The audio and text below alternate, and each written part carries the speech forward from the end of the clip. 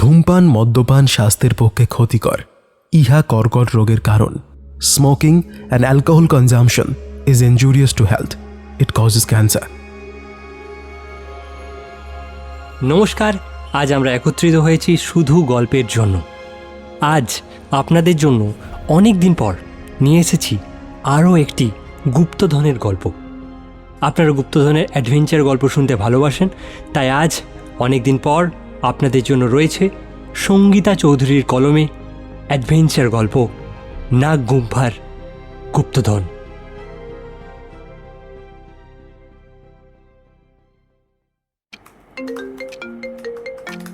ল্যাপটপের স্ক্রিনে চোখ রেখে প্রজেক্টের কাজ করছিল নীল। হঠাৎ বাজতে থাকা ফোনটা সাইলেন্ট করে দিতে গিয়েও ও থমকে গেল। স্ক্রিনে অর্কর নাম। অর্ক, রিজু আর নীল একে অন্যের জিগরি দোস্ত। ছোটবেলা থেকে এক থালায় খেয়ে বড় হয়ে উঠেছে ওরা। শুধু চাকরি পাওয়ার পর আগের মতো সেইভাবে ঘন ঘন আড্ডাটা আর হয় না, তবে ফোনে সবারই যোগাযোগ রয়েছে। প্রথমবার ফোন কেটে যাওয়ার পর নীল ভাবল অর্কই আবার করবে শিওর। নীলের ভাবনাকে সত্যি করে অর্ক ফোন করতেই দ্বিতীয়বার এক রিংয়েই ফোনটা ধরে ফেলল সে। হ্যালো, হ্যাঁ বল ভাই, কি খবর তোর? হ্যাঁ, খবর আমার না তোর। নতুন অফিসে ঢুকে তো সব ভুলেই গেলি। আমাদের চায়ের আড্ডা, বন্ধু বান্ধবদের সবাই মিলে হৈ হৈ করে বেরিয়ে যাওয়া, সেসব তো একেবারে গুলে খেয়ে নিয়েছো গুরু। আরে না না, তুই তো জানিস গত কয়েক মাসে কাজের প্রেশারটা একটু বেশি ছিল, তাই তবে ইদানিং ওয়ার্কলোড একটু কমেছে। আমি ভাবছিলাম আজকালের মধ্যে সবাই মিলে যদি একদিন একটু বসা যায়। বেশ, তাহলে আর দেরি কেন? কালকে নয়, আজকেই। শোন, আজ সন্ধ্যের পরে অফিস থেকে ফেরার পথে আমার বাড়িতে চলে আসিস। আমি রিজুকেও ফোন করেছি, ও আসছে। আচ্ছা বেশ, আমি কি তাহলে মাকে ফোন করে একবার জানিয়ে দেবো? মানে তোর বাড়িতে গেলে তো কাকিমা আবার ডিনার না করিয়ে ছাড়ে না, তাই একবার জানিয়ে দিই এখন। হ্যাঁ একদম, এখানেই ডিনার করবি, আয়। ওকে বস, নে ফোনটা রাখ, আমি ঠিক সময় পৌঁছে যাবো। সন্ধ্যে 7টার দিকে অর্কর ভবানীপুরের ফ্ল্যাটে পৌঁছে গেল রিজু আর নীল। সেখানে পৌঁছানোর পর অর্কর মা বলল, কত মাস পরে তোরা এলি রে, বস সবাই। আমি তোদের জন্য বাড়িতে হোয়াইট পাস্তা বানিয়েছি, নিয়ে আসছি। আর বলে এসেছিস তো রাত্রে সকলে এখান থেকে খেয়ে যাবি। হ্যাঁ গো কাকিমা, আমি মাকে জানিয়ে এসেছি। বলে অর্কর মায়ের পা ছুঁয়ে প্রণাম করল রিজু।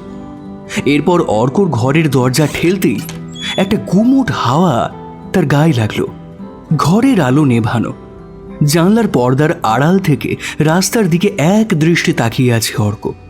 ওদেরকে ঢুকতে দেখেই সে চমকে উঠল। তারপর দ্রুত হাতে ছিটকিনি তুলে দিল দরজার। এই কি ব্যাপার বলতো, এরকম অদ্ভুত বিহেভ করছিস কেন? কিছুই তো বুঝতে পারছি না। হ্যাঁ, আমাকেও বললি রাতে ডিনারের নেমন্তন্ন, কিন্তু বিষয়টা কি? আমার মনে হচ্ছে তুই আমাদের দুজনের থেকে কিছু লুকোচ্ছিস। আস্তে আস্তে আস্তে আস্তে কথা বল। ওই জানলার পাশে দেখ, টুপি মাথায় দিয়ে একজন লোক দাঁড়িয়ে আছে, দেখেছিস? হ্যাঁ, আমি তোদের বাড়িতে ঢোকার আগে ওই ভদ্রলোককে লক্ষ্য করেছিলাম। ট্যাক্সি ডাকার জন্য দাঁড়িয়েছিলেন। না নীল, উনি শুধু ওই সময় দাঁড়িয়েছিলেন না, উনি গত 4 দিন ধরে এভাবেই বিভিন্ন সময় বিভিন্ন পোশাকে আমার বাড়ির চারপাশে ঘুরঘুর করছেন। কি, তোদের উপর নজর রাখছে নাকি? দেখি তো লোকটাকে। শার্টে হাতা গোটাতে গোটাতে জানলার দিকে এগোচ্ছিল রিজু। রিজু রিজু রিজু শোন, সব জায়গাটা মস্তানি করার জন্য নয়, কিন্তু মস্তানি করার জন্য তোদের ডাকিনি। কিন্তু কেউ রেকি করছে বলে আমি ঘাবড়ে যাবো এটা ভাবারও কোনো কারণ নেই। তোরা তোদের বন্ধুকে এই চিনলি? ভুলে গেলি একসময় আমরা একটা এনজিও খুলেছিলাম, আর তারপর কত মানুষের সাহায্য করতাম। তাছাড়া একসময় কত হন্টেড বাড়িতে গিয়ে একসঙ্গে রাত কাটিয়েছি, কত চোর ধরেছি, শখের বসে গোয়েন্দাগিরিও করেছি। হ্যাঁ, সব মনে আছে ভাই, কিন্তু আমি আর নীল দুজনেই বুঝতে পারছি না যে কেন তুই আমাদের ডেকেছিস। দেখ, তুই মুখে যতই বলিস আড্ডার কথা, কিন্তু আমি খুব ভালো করেই বুঝতে পারছি তুই কিছু একটা আমাদের থেকে লুকোচ্ছিস। এমন কিছু একটা ঘটেছে যেটা নিয়ে আলোচনা করার জন্যই আমাদেরকে ডেকে পাঠানো হয়েছে, আর সেই জন্যই তুই ঘরের দরজাটা বন্ধ করে দিলি, ঠিক যেমনটা এর আগে আমরা যখন শখের গোয়েন্দাগিরি করতে বেরোতাম তখন করতিস। কি ঠিক বললাম তো? অর্কর গম্ভীর মুখটা বুঝিয়ে দিল রিজুর অনুমান এক বর্ণও মিথ্যে নয়। হ্যাঁ, আচ্ছা শোন, তোদেরকে বলেছিলাম মনে আছে আমার জেঠুর কথা? হ্যাঁ, তোর জেঠু অবিনাশ চৌধুরী, বিখ্যাত প্রত্নতাত্ত্বিক। তুই ওনার জীবনের অনেক রোমাঞ্চকর অভিযানের গল্পই তো বলতিস। তাছাড়া কলেজ লাইফে আমি আর রিজু ওনাকে দু একবার দেখেওছি। যাই হোক, জেঠু তো বিয়ে থা করেননি। পুরো জীবনটাই খনন কার্য, প্রাচীন পুঁথি আর ইতিহাসের সন্ধানেই বাইরে বাইরে কাটিয়ে দিয়েছেন। প্রায় বছরখানেক আগে অত্যন্ত গোপনীয় একটা প্রজেক্টের খোঁজে তিনি বেরিয়ে যান। আমরা সেভাবে ওনার কোনো খোঁজই পাচ্ছিলাম না। মাঝে মাঝে শুধু দু একটা চিঠি আসতো। জানিস তো, এই স্মার্টফোনের যুগেও জেঠু চিঠি লিখতেই বেশি স্বচ্ছন্দ ছিলেন। আবার কখনো মনে হতো নিজের সিকিউরিটি আর গোপনীয়তা বজায় রাখতেই হয়তো তিনি চিঠির সাহায্য নিতেন। যখনই কোনো জায়গা ছাড়তেন সেখান থেকে একটা চিঠি পোস্ট করে দিতেন। এটাই ছিল ওনার বরাবরের অভ্যাস। অর্ক সামান্য থামল। নীল আর রিজু রুদ্ধশ্বাসে শুনছে। কিন্তু কয়েক মাস আগে হঠাৎ একটা ফোন আসে, বুঝলি। ফোনটা জেঠু করেননি, করেছিলেন জেঠুর এক বিশ্বস্ত সহকারী। তিনি সেই সময় ওনার সাথেই ছিলেন। তার গলাতেই চরম আতঙ্ক ছিল। জানতে পারি জেঠু একটা বিশেষ আর অত্যন্ত গোপন কাজে উত্তর ভারতের কোনো এক দুর্গম এলাকায় গিয়েছিলেন। সেখানে গিয়ে তিনি মারাত্মক অসুস্থ হয়ে পড়েন। ঘোরের মধ্যে বারবার শুধু বাবাকে খুঁজছিলেন। বাবা যেন যত তাড়াতাড়ি সম্ভব সেখানে পৌঁছান। খবরটা পেয়েই বাবা মা রাতের ফ্লাইট ধরে সেখানে ছোটেন। কিন্তু জেঠুর সঙ্গে তাদের আর কথা হয়নি। বাবা মা যখন পৌঁছান, জেঠুর তখন শেষ মুহূর্ত। মৃত্যুর ঠিক আগে কাঁপা কাঁপা হাতে জেঠু শুধু একটা পুরনো ডায়েরি বাবার হাতে তুলে দিতে পেরেছিলেন। ব্যাস, তারপরেই সব শেষ। তারপর জেঠুর সমস্ত শ্রাদ্ধ শান্তি মিটিয়ে গত 4 দিন আগে বাবা আর মা বাড়ি ফিরেছেন। কিন্তু ফেরার পরই পরপর দুটো ভয়ঙ্কর খবর আসে, জানিস। এক, জেঠু উত্তর ভারতে যে বাড়িটায় ভাড়া থাকতেন সেখানে ভয়ঙ্করভাবে লুটপাট চালানো হয়েছে। তন্ন তন্ন করে কিছু একটা খোঁজা হয়েছে, জানিস। আর 2, জেঠুর যে সহকারী শেষ মুহূর্ত পর্যন্ত ওনার পাশে ছিলেন, তার গতিবিধির ওপর নজরদারি চালিয়ে অত্যন্ত সুপরিকল্পিতভাবে তাকে খুন করা হয়েছে। এসব কি বলছিস ভাই? এসব তো টিভিতে শুনেছি। জেঠুর সঙ্গে এত কিছু হয়ে গেছে? আর জেঠুর বন্ধুও কিনা? হ্যাঁ, পুলিশের লোক খুনিকে খুঁজছে, কিন্তু এখনো পর্যন্ত কোনো হদিশ পাওয়া যায়নি। তারপর গল্প এখানেই শেষ নয়। বাবা বাড়ি ফিরে জেঠুর ডায়েরিটা খুলে দেখেন, পুরো ডায়েরি জুড়ে শুধুই কবিতা লেখা। আমি একটু আধটু লেখালেখি করি বলে ডায়েরিটা বাবা আমার হাতেই দিয়ে দেন। আর বিশ্বাস কর, যেদিন থেকে ডায়েরিটা আমার ঘরে এসেছে ঠিক সেদিন রাত থেকে ওই টুপি পরা লোকটাকে বাড়ির আশেপাশে ঘুরঘুর করতে দেখছি। এর মধ্যে আমার ঘরে একবার চুরিও হয়ে গেছে। জিনিসপত্র ঘাঁটাঘাঁটি করা হয়েছে, কিন্তু দামি কিছু খোয়া যায়নি। আমি তো নিশ্চিত ওই লোকগুলো জেঠুর এই ডায়েরিটার জন্যই মরিয়া হয়ে উঠেছে। এই এক সেকেন্ড, তুই কি বলছিস বলতো অর্ক? আমি কিছুই তো বুঝতে পারছি না। জেঠুর ডায়েরির জন্য কেন চুরি হবে? তুই তো বললি ওটা কবিতার ডায়েরি। তাহলে এই নীল, কথার মাঝখানে না থামি ওকে পুরো কথাটা বলতে দে। তুই বল অর্ক, বল। তোর কি মনে হচ্ছে ডায়েরিটা মহামূল্যবান কিছু? কোনো দুর্মূল্য রত্ন রয়েছে ওর মধ্যে? দুর্মূল্য রত্ন রয়েছে কিনা বলতে পারবো না। তোরা পড়লে হয়তো বুঝতে পারবি। নে দেখ ভালো করে। নীল আর রিজুর হাতে ডায়েরিটা তুলে দেওয়ার আগে অর্ক বাইরের জানলা দুটো বন্ধ করে দিল। নীল দেখল একটা লাল রঙের ভেলভেটের ডায়েরি।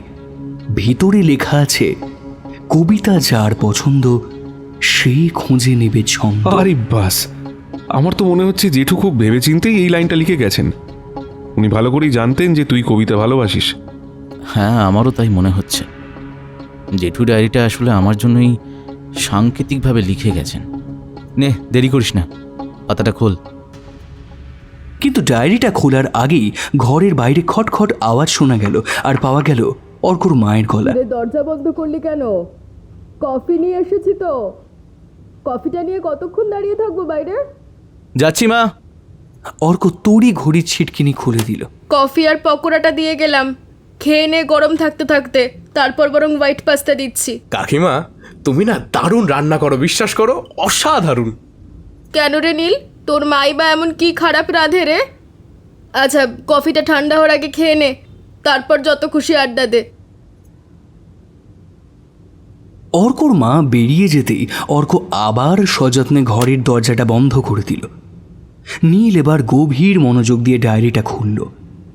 ডায়েরিতে ছন্দ আকারে লেখা আছে বেশ কিছু কবিতা। তার মধ্যে বেশ কিছু কবিতা রয়েছে যার কোনো অর্থ নেই। এমনই মনের শখে লেখা প্রেম বিরহের কবিতা, কোনোটা আবার তালগাছকে নিয়ে লেখা কবিতা, কোথাও আবার রবি ঠাকুরের কবিতা কোট করে লেখা রয়েছে, কোথাও জীবনানন্দ, আবার কোথাও নজরুল। ডায়েরির বেশ আরে, কিছু পাতা এতে তো পড়ে কিছু নেই ফেলার ভাই। পর এত অধৈর্য হলে চলবে? মনে নেই সেই কথাটা? যেখানেই দেখো ছাই, উড়াইয়া দেখো তাই, পাইলেও পাইতে পারো অমূল্য রতন। মন দিয়ে পর, ঠিক খোঁজ পাবি। রিজু, তুই চেষ্টা করতো। রিজু ডায়েরিটা নিজের হাতে নিল। নীল যেখান থেকে পড়া ছেড়েছিল ঠিক তারপর থেকেই পাতা উল্টাতে শুরু করলো সে। বেশ কিছু পাতা পার হওয়ার পর হঠাৎ রিজুর আঙুল থেমে গেল। একটা পাতা এসে সে রীতিমতো চমকে উঠল। সেখানে একটা কবিতা লেখা, কিন্তু লাইনগুলো বড্ড অদ্ভুত। প্রতিটা শব্দে যেন শতাব্দীর কোনো রহস্যের গন্ধ মাখা। রিজু মন্ত্রমুগ্ধের মতো পড়তে শুরু করলো। বেহুলা ভাসাইল নৌকা যতন করিয়া, স্বামীকে ফিরাইতে হবে প্রাণ ও মন দিয়া, তেমন মনপ্রাণ করিয়া পণ, যদি যাও তবে তুমি পাবে সেই ধন। লখাইয়ের প্রাণ নিয়ে সে চলিল গৃহে, তরীর ঐশ্বর্য সকল আপেল মাঝারে। সাদা গ্রাম বলে তাকে, যাও সেখানে, লোভ নয় ত্যাগে চেনো রতনে রতনে। হাহ, এই কবিতাটা মনে হচ্ছে ডায়েরির অন্যান্য সমস্ত কবিতার থেকে আলাদা। আর আর আর শুধু তাই নয়, এই কবিতার পাশে অদ্ভুত সব সাংকেতিক চিহ্ন আঁকা আছে। ভালো করে ভাবলে এটা স্রেফ কোনো কবিতা নয়, রীতিমতো একটা জটিল ধাঁধা। সত্যি বলতে নীল এতক্ষণে মুষড়ে পড়েছিল, কিন্তু কবিতাটা শোনার পর কবিতাটা তার চোখ ভালো করে মুখ বুঝলে উজ্জ্বল যেটা হয়ে উঠল। প্রথমে মাথায় আসে সেটা হলো বেহুলার কথা। বেহুলা সোনা ভর্তি নৌকা নিয়ে তার স্বামীকে নিয়ে পাড়ি দিয়েছিল, তারপর স্বামীর প্রাণ ফিরিয়ে সে ফিরে গিয়েছিল শ্বশুর গৃহে। কিন্তু যে নৌকার মধ্যে তার ঐশ্বর্য ছিল, সেই ঐশ্বর্যগুলো কোথায় গেল? সেই ঐশ্বর্য রয়েছে সাদা গ্রামে। তার মানে কি কোনো গুপ্তধন? কিন্তু সেই সাদা গ্রামটা আবার রয়েছে আপেলের মধ্যে। এটা ভাবতে গেলেই তো যেন কেমন একটা লাগছে। গুপ্তধন আর আপেল, কি অদ্ভুত কম্বিনেশন, তাই না? হ্যাঁ, ঠিক তাই। প্রথমবার পড়ার পর আমারও অদ্ভুত মনে হয়েছিল জানিস, কিন্তু বারবার পড়ার পর আমিও ঠিক তোর মতোই একটা সিদ্ধান্তে এসে পৌঁছেছিলাম। গুপ্তধনের একটা স্পষ্ট সংকেত লুকিয়ে আছে এখানে। কিন্তু যখন ওই সিদ্ধান্তে পৌঁছালাম তখন নিজের চোখেই বিশ্বাস হচ্ছিল না। তাই আমি তোদেরকে পড়িয়ে দেখতে চাইছিলাম যে আমার অনুমানটা সঠিক কিনা। অর্ক, সবই তো বুঝতে পারছি, কিন্তু সাদা গ্রামটা কোথায়? আর আপেলের মধ্যে মানেই বা কি? আর যারা এই ডায়েরিটার পেছনে হাত ধুয়ে পড়ে আছে, তোর বাড়িতে চুরি করছে, তারাই বা কারা? বলছি বৎস, ধৈর্য ধৈর্য ধরো। ডায়েরিটা পড়ার পর আমার প্রথম যেটা মনে হয়েছিল, সেই গুপ্তধনের বিষয়টাকে পুরোপুরি নিজের মধ্যে চেপে আমি আমার বাবাকে গিয়ে জিজ্ঞেস করি জেঠুকে দেখতে গিয়ে তিনি কিছু জানতে পেরেছিলেন কিনা। বাবা প্রথমে আমাকে কিছুই বলতে চাননি। জানেন তো ছেলের স্বভাব, রহস্যের ধোঁয়া পেলেই সে ছুটে যায়। এমন ছেলেকে কেই বা শখ করে কিছু বলবে। তারপর আমি ইমোশনাল ব্ল্যাকমেল করতে শুরু করে দিই। বলি, বাবা, আমার কিন্তু মনে হচ্ছে জেঠুর মৃত্যুটা স্বাভাবিক নয়। তুমি ভাই হয়ে যদি অন্যায়টাকে প্রশ্রয় দাও তাহলে আমার আর কিছু বলার নেই। অবশ্য ইতিহাস বলছে ভাইরাই ভাইদের শত্রু হয়। মানে কি বলতে চাইছিস তুই? আমি বলিনি, ইতিহাস বলছে। মহাভারত দেখো, দুর্যোধন আর যুধিষ্ঠির দুজনেই তো ভাই ছিল। কেন তোর রামায়ণের লক্ষণ, ভরত কিংবা শত্রুঘ্নর কথা মনে পড়লো না? না, কারণ আমি বেশ বুঝতে পারছি তুমি আমার থেকে সত্যিটা লুকোচ্ছ। তাতে তুমি আদপে কিন্তু জেঠুরই ক্ষতি করছো। জেঠু কিন্তু চেয়েছিল আমাকে সব সত্যিটা বলতে, আর সেই কারণেই ডায়েরিটা তোমার হাতে দিয়েছিল। এতেও যদি তুমি সবটা না বোঝো তাহলে আর আমার কিছু বলার নেই। অর্কুর জোড়াজুড়িতে অবশেষে অর্কুর বাবা বলতে বাধ্য হন। কি বললেন কাকা? এই সাদা গ্রামটা কোথায় বলে গিয়েছিলেন জেঠু? জেঠু তখন কথা বলার মতো অবস্থাতে ছিলেন না ভাই। জেঠু সহকারী কাম অভিন্ন হৃদয় বন্ধু ছিলেন অলোকনাথ চক্রবর্তী। তিনি বাবাকে একটা ভয়ানক ঘটনা বলেছিলেন, আর বাবা আমাকে সবটা বলেন। বাবা যখন জেঠুর কাছে গিয়ে পৌঁছান তখন জেঠুর প্রায় এমার্জেন্সি সিচুয়েশন। অলোক কাকাকে বাবা জিজ্ঞেস করেন যে কিভাবে এমন হলো। তখন অলোক কাকা বলেন দেশের জন্য যারা কাজ করে তাদের এর থেকে অনেক বেশি কষ্ট সহ্য করতে হয়। জেঠুর মতো যদি তারও কিছু হয়ে যায়, তাই তিনি বাবাকে সেদিন সবটা বলেছিলেন।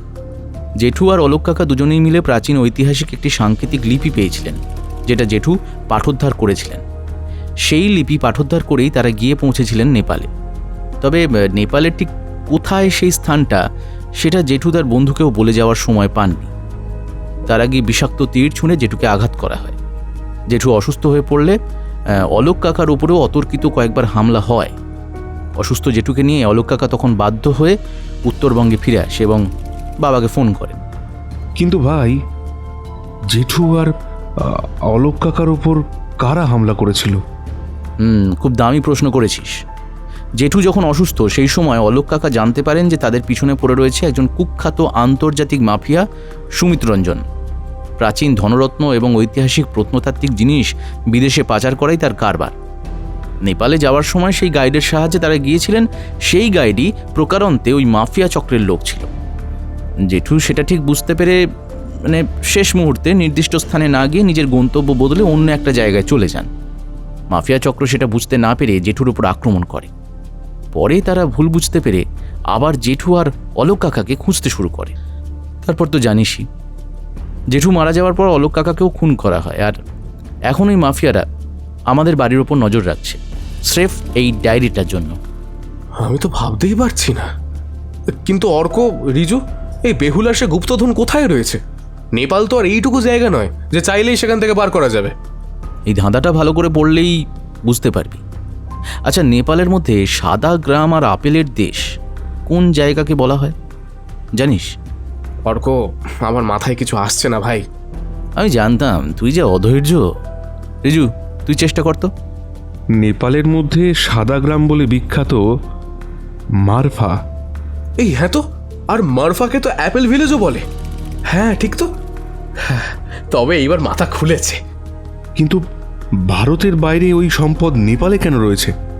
সেটা পরের পাতার কবিতাটা পড়লেই বোঝা যাবে। পাতা উল্টা দেখ। নীল পাতা উল্টাতেই দেখল সেখানে লেখা, তন্ত্র মতে এক তান্ত্রিক তন্ত্র করিয়া ভারত হইতে একটি রত্ন রাখিল লুকিয়া, শক্তির আধার তার নীলমণি কহে, নাগেরা পাহারা দেয় গুম্ফার ভিতরে। তার মানে তান্ত্রিক ক্রিয়া করার জন্য কেউ ওই রত্ন ব্যবহার করত, আর তারপর সেটিকে নেপালের কোনো একটা গোপন গুম্ফার মধ্যে লুকিয়ে রেখেছে, তাই তো? আমারও তাই মনে হচ্ছে।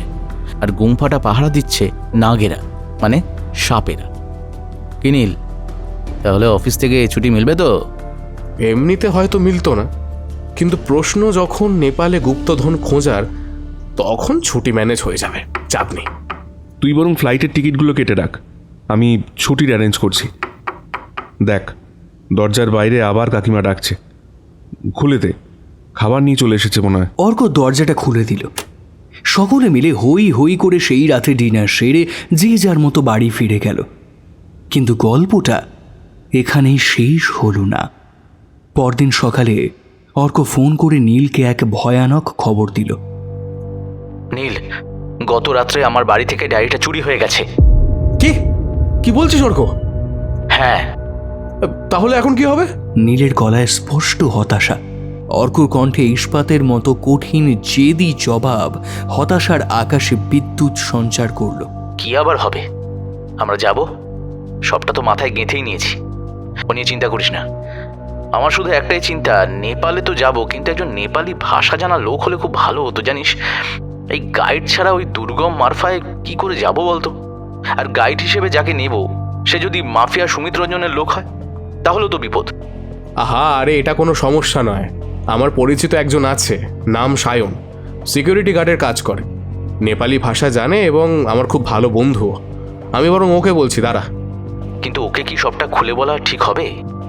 না, এখন সবটা বলার দরকার নেই, শুধু বলবো নেপালে ট্রেকিংয়ে যাব, পরে সময় ও সুযোগ বুঝে সবটা বলা যাবে। ওকে সঙ্গে নেওয়ারও আরও একটা কারণ হলো ও প্রচণ্ড সাহসী, বুঝলি তো? তুই ফোনটা রাখ, আমি সায়নের সঙ্গে একবার যোগাযোগ করে আসি। নেপালে যাওয়ার তোড়জোড় শুরু হয়ে গেল, কিন্তু সব প্রস্তুতির মধ্যেও জেঠুর ডায়েরি চুরি যাওয়ার ধাক্কাটা তিন বন্ধুর মনে এমন একটা চাপা দুশ্চিন্তার ছায়া ফেলে রেখেছিল যে কেউই কিছু সঠিকভাবে ভাবতে পারছিল না। ঠিক এক সপ্তাহের মাথায় ওরা রওনা দিল নেপালের উদ্দেশ্যে। তবে নেপালে পাড়ি দেওয়ার আগে অর্ক একটা জরুরি কাজ সেরে নিয়েছিল। সে তার জেঠুর এক পুরনো বন্ধু দেবাশিস মিত্রের সাথে দেখা করেছিল। দেবাশিসবাবু ভারতের প্রত্নতাত্ত্বিক বিভাগে কাজ করেছেন বহুদিন। অর্ক তাকে নেপালে ভারতের একটি প্রাচীন রত্ন থাকার বিষয়টা বিস্তারিত জানিয়ে রেখেছিল। সব শুনে দেবাশিসবাবু অর্ককে আশ্বস্ত করে বলেছিলেন, জায়গাটা ঠিক কোথায় সেটা তো এখনো বুঝতে পারোনি। না স্যার, নেপালে আছে, শুধু এটুকু জানি। বেশ, রত্নটা উদ্ধার করতে পারলে অবশ্যই আমাকে জানাবে। আমি নেপাল সরকারের সঙ্গে সরকারি স্তরে কথাবার্তা বলে ওটা এদেশে আনার ব্যবস্থা করব। আর যেহেতু সমস্ত রেকর্ড আর প্রমাণ আমাদের কাছে আছে, তাই আশা করি কোনো আইনি অসুবিধা হবে না। হ্যাঁ স্যার, আপনি আছেন তাই অনেকটাই নিশ্চিন্ত। জেঠুর মুখে আপনার খুব নাম শুনেছি। আচ্ছা, চলি। হ্যাঁ, সাবধানে এসো। সোমবার সকাল 9টার দিকে অর্ক, রিজু, নীল আর সায়ন দমদম বিমানবন্দরে এসে পৌঁছল। ওদের প্রত্যেকের পিছনে একটা করে পিট ব্যাকপ্যাক। লাগেজ চেকিংয়ে দাঁড়িয়ে নীল সায়নের সঙ্গে সকলের আলাপ করানোর জন্য বলল, অর্ক, রিজু, এ হলো সায়ন। জন্মসূত্রে নেপালি হলেও মনে প্রাণে একেবারে খাঁটি বাঙালি। নেপালি যেমন অনর্গল বলতে পারে, তেমনি বাংলায় চুটিয়ে গদ্য পদ্য লিখতে পারে। নেপালে কোথায় থাকবো, কিভাবে ঘুরবো, ওই সব ঠিক করেছে। অর্কও হাত বাড়িয়ে দিল। হাই সায়ন, তোমার চেহারায় কিন্তু টিপিক্যাল নেপালি ব্যাপারটা একদমই নেই। হ্যাঁ, বেশ একটা ভারতীয় লুক আছে। আসলে জানেন তো, আমার মা ভারতীয়, বাবা মায়ের লাভ ম্যারেজ ছিল তো। তবে আমার বোনকে দেখলে কিন্তু একদম নেপালি বলেই মনে হবে। একসময় আমরা নেপালেই থাকতাম, পরে সপরিবারে এখানে চলে আসি। এখন এখানকারই স্থায়ী বাসিন্দা। তবে আমাদের পৈতৃক ভিটে কিন্তু এখনও নেপালেই আছে। ওখানে আমার জ্যাঠারা থাকেন। আপনাদের নিয়ে যাব একদিন। কোথায় তোমার পৈতৃক ভিটে? মারফার কাছে। মারফার কথা শুনতে বেশ চমকে গেল রিজু, অর্ক দুজনই। আর অর্ক তখন মুচকি মুচকি হাসছে। অর্ক মনে মনে ভাবল, ও, তার মানে এই কারণেই নীল সায়নকে বেছে নিয়ে এসেছে। শালা, কি নিখুঁত চাল চেলেছে মাইরি। আমরা গুপ্তধনও খুঁজবো, আবার কারো সন্দেহ হবে না। সবাই ভাববে সায়নের গ্রামের বাড়িতে ঘুরতে গেছি। বাহ বাহ বাহ। অথচ প্রকাশ্যে সে বলল, মারফার নাম অনেক শুনেছি। তোমার বাড়ি ওখান থেকে কত দূর? বেশ কয়েক কিলোমিটার দূরে। আচ্ছা, আমরা তো মারফাতেই গিয়ে থাকতে পারি, তাই না? হ্যাঁ, আমি আমার জ্যাঠাকে বলেই মারফার কাছে একটা হোটেল বুক করেছি। অবশ্য আপনাদের জিজ্ঞেস করে নেওয়া হয়নি। আরে, আমাদেরকে আপনি আগে করতে হবে না। তুমি যেমন নীলকে বন্ধুর মতো দেখো, আমাদেরকেও তেমনি নাম ধরে ডাকবে। আমি রিজু আর ও অর্ক, ঠিক আছে? একরকম বাধ্য ছেলের মতো ঘাড় নাড়ল সায়ন। নীল তখন অর্কর দিকে তাকিয়ে অল দ্য বেস্ট জানিয়ে চোখ মারল। ঠিক সেই মুহূর্তে তার নজরে পড়ল বিমানবন্দরে দাঁড়ানো একজন ব্যক্তির দিকে। লোকটা যেন অনেকক্ষণ ধরে তাদের পিছন পেছন আসছে, কিন্তু অর্ক লোকটার দিকে তাকাতেই লোকটা অন্যদিকে চলে গেল। ফ্লাইটে ওঠার পর ওরা নিজেদের সিটে বসল। রিজু নিচু গলায় বলল, সবই ঠিক আছে ভাই, কিন্তু অবিনাশ জেঠুর ডায়েরিটা চুরি যাওয়া আমার একদমই ভালো ঠেকছে না। তোর কিন্তু আরেকটু সাবধান হওয়া উচিত ছিল। তুই তো ভালো করেই জানতিস যে মাফিয়ারা ডায়েরিটার জন্য মরিয়া হয়ে আছে। হ্যাঁ জানতাম, কিন্তু আলমারির গোপন ডেস্কে ডায়েরিটা রেখেছিলাম তো, ভেবেছিলাম ওটা সুরক্ষিত। সবচেয়ে বড় ভুলটা হলো রাতে ঘুমানোর আগে আলমারির চাবিটা নিজের কাছে রাখতে ভুলে গিয়েছিলাম। জাস্ট এই একটা ভুলের জন্যই এত বড় ক্ষতি হয়ে গেল। যাকে, তুই তো বলছিস পুরো ম্যাপিংটা তোর মাথায় আছে। হ্যাঁ, সেটা আছে বই কি। আমার মেমোরির ওপর তোর ভরসা নেই? স্কুলে একবার যে পড়া দেখতাম গড় গড় করে বলে দিতাম, মনে নেই? সব ভুলে গেলি? সেই প্রতিভা কি আর হারিয়ে গেছে ভেবেছিস? সে তো মনে আছে, তবুও ডায়েরিটার ভেতরে অনেক রকম ম্যাপিং করা ছিল, অনেক সাংকেতিক চিহ্ন ছিল। সেগুলো চোখের সামনে থাকলে একটা অন্যরকম রোমাঞ্চ পেতাম আর কি। যাকে, এখন তো আর আফসোস করে লাভ নেই। হঠাৎ অর্কর পকেটে মোবাইলটা ভাইব্রেট করে উঠল। নীল টেক্সট করেছে। অর্ক বেশ অবাক হলো। নীল তো সায়নের সাথে একটু সামনের দিকে সিটেই বসে আছে, তাহলে টেক্সট কেন? অর্ক ঘাড় ঘুরিয়ে সেদিকে তাকাতেই দেখল নীল চোখের ইশারায় তাকে ফোনটা দেখতে বলছে। অর্ক মেসেজটা খুলল।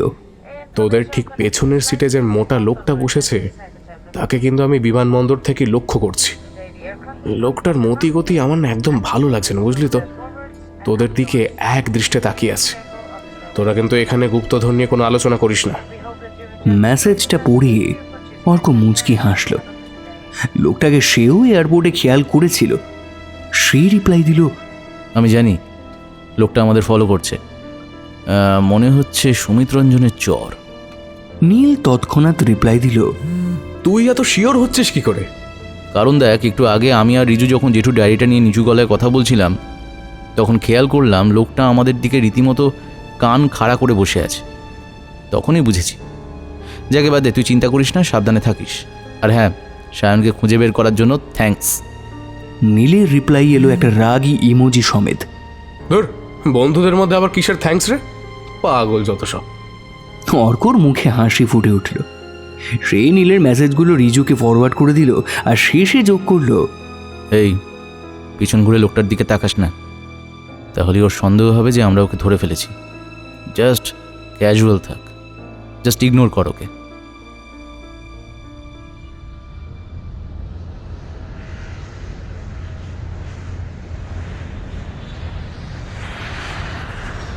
কলকাতা থেকে কাঠমান্ডু যাওয়ার ফ্লাইটটা যখন মেঘের উপর দিয়ে ডানা মেলল, তখন জানালা দিয়ে নিচে তাকালে মনে হচ্ছিল যেন কোনো মায়াবী শ্বেত শুভ্র চাদর পাতা। পাক্কা 2 ঘন্টার আকাশপথ পেরিয়ে যখন নেপালের মাটি ছুঁল ফ্লাইট, তখন কাঠমান্ডুর আকাশটা পরিষ্কার নীল। তবে বিমানবন্দর থেকে বেরোতেই ট্যুরিস্ট বাসের ব্যস্ততা আর সেই সঙ্গে পাহাড়ি হাওয়ার একটা হালকা গন্ধ তাদের নাকে এলো। কিন্তু অর্ক, নীল আর রিজু কেউই শান্তি পেল না। বাসে ওঠার ঠিক আগের মুহূর্তে খেয়াল করলো বিমানবন্দরের সেই মোটা সোটা লোকটাও বাসে উঠতে দেখা যাচ্ছে। লোকটা যদিও নিজেকে আড়াল করে রাখার আপ্রাণ চেষ্টা করছিল, কিন্তু তার চটপটে দৃষ্টি আর সন্দেহের অবকাশ রাখা গতিবিধি ওদের বুঝিয়ে দিল ওরা নজরবন্দি। তাই খুব সাবধানে প্রত্যেকটা পা ওদের মেপে মেপে ফেলতে হবে। পোখরা পর্যন্ত 7 ঘন্টার বাস যাত্রা। আঁকা বাঁকা পাহাড়ি রাস্তা, একপাশে আকাশ ছোঁয়া পাহাড় আর অন্য পাশে গভীর খাদ। যাত্রাপথের প্রতিটা বাঁকে যেন রোমাঞ্চ লুকিয়ে আছে। পোখরায় পৌঁছে মিনিট কয়েকের বিশ্রাম আর হালকা খাওয়া দাওয়ার পর যখন ছোট বিমানে জমসমের দিকে রওনা দিল ওরা, তখন সূর্য ডুবু ডুবু। জমসমের রানওয়েটা অদ্ভুত। একদিকে ধওলাগিরির বিশাল বরফাবৃত শৃঙ্গ আর অন্যদিকে নীল আকাশ। 20 মিনিট পর বিমান যখন জমসমে ল্যান্ড করল, তখন ঘড়িতে রাত 7:30 বাজতে যায়। পাহাড়ি ঠান্ডায় শরীর শিরশির করে উঠছে। জমসম থেকে মারফার দূরত্ব 8 কিলোমিটার। জিপে করে গেলে 20 থেকে 30 মিনিট সময় লাগে। তবু অর্ক সিদ্ধান্ত নিল যে সে আজকে মারফাতে যাবে না, এই জমসমেই থাকবে। প্রস্তাবটা শুনে সব থেকে বেশি খুশি হলো সায়ন। জমসমে আমার দাদুর বাড়ি, সেখানে গেলেই হয়। বেশ, চলো। কোথায়? এই তো জিপে করে গেলে একটুখানি। কিরে নীল, কি বলিস? হ্যাঁ, আমারও এটাই ঠিক বলে মনে হচ্ছে। নীল বুঝতে পারল পিছনে থাকা মোটা সোটা লোকটাকে ভুল ডাইরেকশন দেওয়ার জন্যই অর্ক ইচ্ছাকৃত জমসমে থাকার সিদ্ধান্ত নিয়েছে। রিজু একটু জোরে জোরে ওই লোকটাকে শুনিয়ে বলল, জমসমে আমাদের এইবার ট্যুরটা একেবারে জমে যাবে। সে আর বলতে। পাহাড়ি একটি নদীর পাশ দিয়ে অর্করা এসে পৌঁছলো জমসম উপত্যকায়। এই জমসমকে বলা হয় মুস্তাং জেলার প্রবেশদ্বার। একদিকে বিশাল ধওলাগিরি পাহাড় আর নীলগিরি হিমালয়ের বরফে ঢাকা রূপলি শৃঙ্গ আকাশ ছুঁয়ে দাঁড়িয়ে আছে, আর অন্যদিকে কালীগণ্ডকী নদীর তীরের ধূসর রুক্ষ ও বিশাল উপত্যকা। সমুদ্রপৃষ্ঠ থেকে আনুমানিক ৯,০০০ ফুট উঁচুতে অবস্থিত এই পাহাড়ি পাথুরে গ্রামটির পাহাড়ি অন্ধকার আর হাড় কাঁপানো ঠান্ডার মধ্যে ওরা চারজন যখন জিপ থেকে নামলো, তখন অর্ক একবার পিছন ফিরে তাকিয়ে দেখে নিল মোটা লোকটা তখনও সেখানে এসে পৌঁছয়নি। চারপাশে নিস্তব্ধতা আর পাহাড়ির দীর্ঘ ছায়া এক অশরীরী আবেশ তৈরি করে, যা যে কাউকে মুহূর্তের মধ্যে রোমাঞ্চ আর এক অজানা ভয়ের দোলাচলে ফেলে দিতে পারে। অর্ক ভাবল এটাই সঠিক সময়, এখনই নীল আর রিজুকে কিছু সত্যি বলে দেওয়া উচিত। কালো পাথরের তৈরি একটি স্থানীয় দোতলা বাড়ির সামনে দাঁড়িয়ে সায়ন বলল, আচ্ছা তোমরা এখানে দাঁড়াও, আমি আমার দাদুকে ডেকে আনি। এই বলে ভেতরের দিকে গেল সায়ন। অর্ক একটু এদিক ওদিক তাকিয়ে চাপা স্বরে বলল, এই শোন, তোদেরকে একটা কথা না বললেই নয়। জেঠু ডায়েরিটা আসলে চুরি যায়নি, বুঝলি? আমি হুবহু জেঠুর ডায়েরির মতো একটা ডায়েরি আমার ঘরের মধ্যে রেখে দিয়েছিলাম। আমি এমনটা অনেক আগেই আন্দাজ করেছিলাম রে অর্ক। রিজুকে বলেও ছিলাম, জেঠুর ডায়েরি চুরি যাওয়ায় আমরা যতটা মুষড়ে পড়েছিলাম, তোর মধ্যে তেমন কোনো আভাসটা দেখতে পাইনি, বুঝলি তো? বিমানে বসে যে মিথ্যেটা বলেছিলাম সেটা ওই লোকটা পিছনে ছিল বলেই। হ্যাঁ হ্যাঁ, লোকটা যেভাবে চীনের জোখের মতো পিছনে পড়েছিল, বাপরে বাপ! তাই তখন ওই কথাটা বলতে হয়েছিল, সে নয় বুঝলাম, কিন্তু ডায়েরিটা আসলে কোথায় আছে? ডায়েরিটা আমি রেখেছি। ঠিক সেই সময় সায়ন এগিয়ে এলো ওদের তিনজনের দিকে। দাদু গেট খুলেছে, তোমাদের ডাকছে, ভেতরে এসো। অর্ক সায়নের পিছন পিছন যাওয়ার সময়ও পিছন দিকে তাকিয়ে লক্ষ্য করল ওই মোটা লোকটা তখনও এসে পৌঁছয়নি। একটা নিশ্চিন্তে শ্বাস ফেলে সে বলল, যাক, তাহলে আমাদের পিছু ছেড়েছে মনে হয়। এতটা নিশ্চিন্ত হওয়ার বোধহয় কিছু হয়নি ভাই। একটু পরেই হয়তো কোনো জিপে করে এখানে চলে আসবে। আমাদের সঙ্গে সঙ্গে এলে আমাদের নজর পড়বে বলে বোধহয় একটু দূরত্ব মেনটেন করে আসছে। আমারও মনে হয় নীল কথাটা ঠিকই বলেছে। যাই হোক, এখন এই বিষয়গুলো একটু ছাড় অর্ক, ভেতরে চল। এমনিতেও ভীষণ খিদে পেয়েছে ভাই। চল। কিন্তু নিকষ কালো অন্ধকারের মধ্যে কেউ লক্ষ্য করল না অর্কুর মুখটা ধীরে ধীরে কেমন যেন গম্ভীর হয়ে গেল। সায়নের দাদুর নাম কুলবাহাদুর। তার বয়স ৮০-র উপর, তবে চেহারা দেখে বোঝার উপায় নেই। এখনও বেশ কর্মঠ রয়েছেন তিনি। বছর ১০-১৫ কমিয়ে বয়স বললেও যে কেউ বিশ্বাস করে নেবে। সায়নের দাদু আর দিদা মিলে ওদের চারজনকে আপ্যায়ন করে ভেতরে নিয়ে গেল। সায়নের দিদা হাসতে হাসতে বললেন, তুমি হড়ুয়ায় কুমা মদরাই খুশি চু। কথাটার মানে বুঝতে না পেরে ওরা তিনজন সায়নের দিকে তাকালো। সায়ন বাংলা তর্জমা করে বলল, দিদা বলছে তোমাদের আশায় দিদা খুব খুশি হয়েছে। ওরা প্রত্যেকেই হাসলো এই কথা শুনে, কারণ হাসি ছাড়া এই মুহূর্তে ওদের কাছে আর কোনো উত্তর জানা ছিল না। তুমি ওনাকে নেপালি ভাষায় বলে দাও যে আমাদেরও খুব ভালো লাগছে আপনাদের দেখে আর আপনাদের বাড়িতে আসতে পেরে। সায়ন তাই করল। তবে সায়নের দাদু নেপালের মিশ্রিত টোনে একটু ভাঙা ভাঙা বাংলা ভাষায় বললেন, তোমরা এটাকে নিজের বাড়ি মনে করো। এসো অয়ন, এসো। হ্যাঁ, এই তোমার দাদু বাংলা জানেন?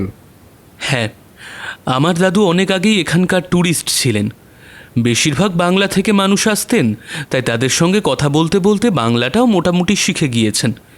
তারপর আমি যখন আসতাম আমার কাছেও টুকটাক শিখতেন। বয়স ৮০-র ঘরে হলে কি হবে, কোনো কিছুই শেখার প্রতি মানুষটার একটা অদ্ভুত আগ্রহ রয়েছে। আচ্ছা, তোমার দাদু কি তাহলে এখানকার সমস্ত ট্যুরিস্ট গাইডদের চেনেন? হ্যাঁ, কম বেশি প্রত্যেককেই চেনেন। কেন, তোমরা কি কারোর খবর চাও?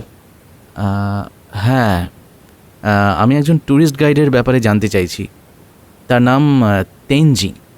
নীল আর রিজু এই নামটা আগে না শুনলেও তারা অনুমান করলো এই তেনজিংই ছিল জেঠুর গাইড, যে বিশ্বাসঘাতকতা করেছিল জেঠুর সঙ্গে, যে কারণে জেঠু এবং তার সঙ্গে থাকা বন্ধুকে অকালে প্রাণ দিতে হয়েছিল। নীল চুপি চুপি রিজুর কানে বলল, এতক্ষণ আমার মনে হচ্ছিল যে আমরা এখানে এসেছি গুপ্তধনের জন্য। এখন অর্কর মুখ দেখে মনে হচ্ছে যে তেনজিংকে খুঁজে বার করে শাস্তি দেওয়াই ওর মূল উদ্দেশ্য। সেটা করলেও ভুল কিছু করবে না। একজনের লোভে দুজন মারা গেল, লোকটার শাস্তি পাওয়া উচিত। এই রে, এই নামে তো কাউকে চিনি না। তবে দাদু চিনতে পারেন। তোমরা বরং খেতে বসো, খাওয়া দাওয়া হলে কথা বলা যাবে। কাঠের ডাইনিং টেবিলের উপর সাজানো কাঁসার থালায় ধোঁয়া ওঠা খাবার, পাহাড়ের খাঁজে যে শাকের চচ্চড়ি হয় তার এক তীব্র সোঁদা গন্ধ ভুর ভুর করছে, সঙ্গে লাল চালের মোটা ভাত আর খাসির মাংসের সেই হালকা ঝোল যার উপর ভেসে উঠছে ছোট ছোট তেলবিন্দু। সব শেষে সায়নের দিদা যখন ছোট বাটিতে পাহাড়ি পনিরের আচার আর একটা অদ্ভুত নীলচে মিষ্টি শরবত দিলেন, তখন ওরা চারজন হাড় কাঁপানো ঠান্ডায় প্রাণ ফিরে পেল। পাহাড়ের সাধারণ বাড়ির মতো বাসনকোসনের চাকচিক্য নেই, কিন্তু সব কিছুই নিদারুণ পরিচ্ছন্ন। কাঁসার থালাগুলো এতই মাজা যে তাতে ওদের চারজনেরই আবছা ছায়া দেখা যাচ্ছিল। খাওয়া দাওয়ার পর ওরা প্রত্যেকে ফায়ার প্লেসের সামনে গিয়ে বসল। তেনজিংয়ের কথাটা এবার সায়ন তার দাদুর কানে তুলতেই দাদুর চোখ মুখ কুঁচকে গেল। বলল, তেনজিং, ও না আমার নিস না বাবা, ও তো মানুষ না, আস্ত শয়তান। সারাদিন মদ গিলে টাল হয়ে থাকতো, যেখানে টাকা সেইখানেই তেনজিং। এমন কোনো পাপ কাজ নাই যেটা ওই শয়তান করতে পারে না। টাকা নইগা মানুষের ক্ষতি করতে ও কুণ্ঠাবোধ করে না। আমরা সবাই ওকে এড়িয়ে চলতাম, তবে এখন আর ওকে এড়িয়ে চলতে হবে না। কেন, সে কি এদেশ ছেড়ে চলে গেছে? হ্যাঁ, তাই বলা যাইতে পারে। দিন 15 আগে কিছু বাইরের লোককে নিয়ে নেপালের গুম্পায় গেছিল তেনজিং। তারপর কি হইল কেউ জানে না। লোকগুলো তো বাইরে ফিরলো, কিন্তু তেনজিং আর ফিরল না। শুনলাম যে লোকগুলো লগে নিয়ে গিয়েছিল, ওদের লগে তেনজিং এর ঝগড়া বাঁধছিল, হাতাহাতিও হয়েছিল খুব। তারপর থেকে আর খোঁজ নাই। কেউ কেউ কয় ওরে নাকি ওই লোকগুলোই বাইরা পাহাড়ের কোথাও গইতা দিয়াছে, তাই লাশটা আজও কেউ খুঁজে পায় নাই। মনে হচ্ছে সুমিত রঞ্জনের লোকজন বা সুমিত রঞ্জন নিজেই তেনজিংকে মেরে ফেলেছে। হ্যাঁ, জেঠু ঠিক জায়গায় গিয়েছে ভেবে জেঠুকে মেরে ফেলতে চেয়েছিল, কিন্তু যখন বুঝতে পেরেছে জায়গাটা ভুল, তখন ওকেই সরিয়ে দেওয়া হয়েছে। এভাবেই হয়তো মানুষ কর্মফল পায়। এই চুপ কর, এখন এটা আলোচনা করার জায়গা না। দাদু, প্রত্যেকটা জায়গার তো অনেক কিছু গল্প থাকে।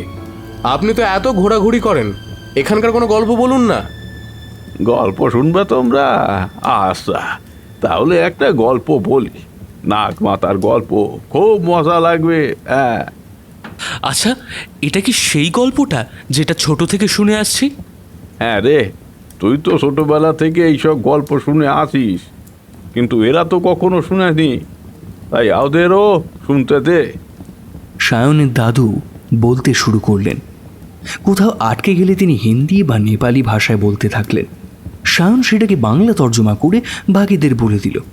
আমার বাবা তিব্বতী পুঁথি আর তন্ত্র নিয়ে পড়াশোনা করেছিলেন। তার কাছ থেকে একটা লোককথা শুনেছিলাম। তোমাদের ওই প্রাচীন মনসামঙ্গল আছে না, তার কাহিনী। চাঁদ বণিক ছিল শিব ভক্ত, অন্যদিকে মনসা দেবী ও নিজের পুজো নিয়ে ছাড়বেন। সেই নিয়েই শুরু হলো দুজনের মধ্যে লড়াই।